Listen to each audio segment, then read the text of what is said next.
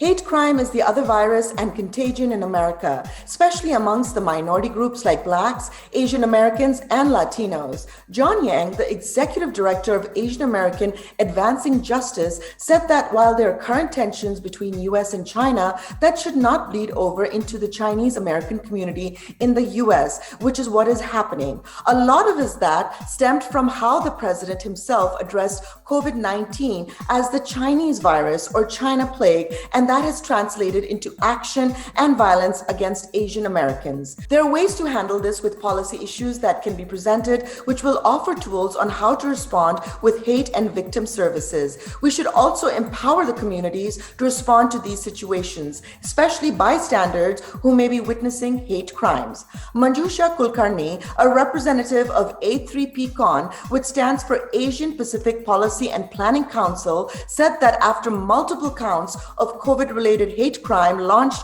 a reporting center through which in 29 weeks, they received over 2,700 incident reports across the country. This tells us that not only are these incidents widespread, but the vulnerable community members are targeted, like women and seniors. A significant percentage of those targeted are Chinese Americans or Korean Americans. Aside from a reporting center, A3PCon also offers other resources, assistance, and advocacy at local, state, and national levels. Neil Ruiz of the PEW Research Center added that according to a survey done by PEW, 4 in 10 Americans said that it's more common now to express racist views about people who are Asian than Hispanics, whites, or Blacks than before the coronavirus outbreak. Mike German, a former FBI agent, added that one of the biggest problems out there today is that there is no official tracking for white supremacist violence, and there is no data to show if it's rising or not. What they do have are media reports which follow police reports.